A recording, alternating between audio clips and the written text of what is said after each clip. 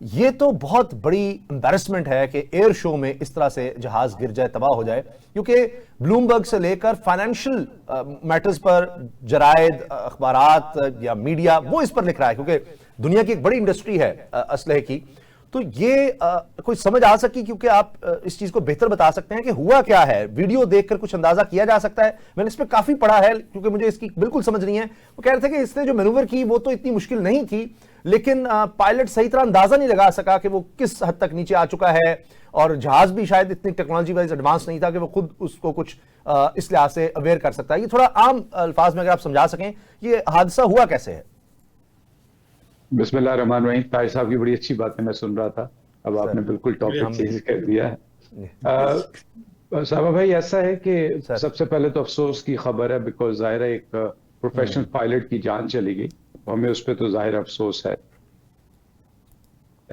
और दूसरा जो आपने बात की, असल बात ये है कि ये बहुत बड़ी एक रुसवाई या शर्मिंदगी का बायस है कि इतने बड़े एयर शो में आप अपना जहाज लेके आते हैं, फाइटर जहाज, और जो कि पोटेंशली आप दुनिया में ये साबित करना चाहते हैं कि आप टेक्नोलॉजिकली बहुत आगे बढ़ चुके हैं, और आप इस जहाज को इसलिए लेके आते हैं कि दुनिया इंप्रेस होके इसको खरीदे और अपनी एयर फोर्सेज में लेके आए।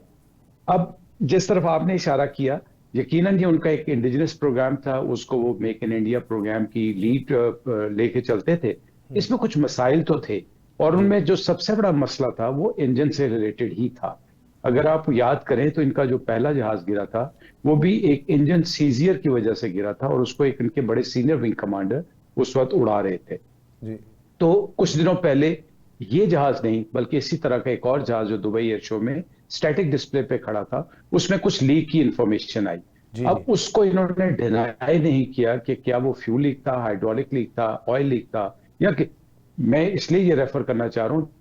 देखिए, ये मसले आ सकते हैं, बट किसी ने उसको ओन नहीं किया था, किसी ने उस पर क्लैरिफिकेशन नहीं दी थी। लेकिन जो मेंटेनेंस प्रैक्टिसेस थी या यूजुअल प्रैक्टिसेस थी कि उसके नीचे एक शॉपर रख दिया गया, वो भी एक इंतहाई शर्मिंदगी वाली बात थी हम प्रोफेशनल्स के लिए।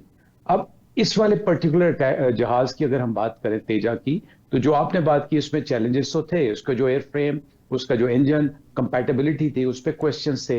इंजन की सप्लाई चेन पे क्वेश्चंस थे। इंजन की अवेलेबिलिटी पे क्वेश्चंस थे।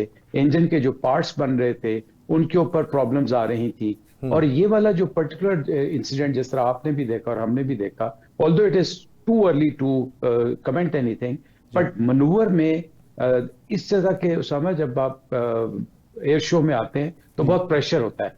आपका एक कंपैटिबल जहाज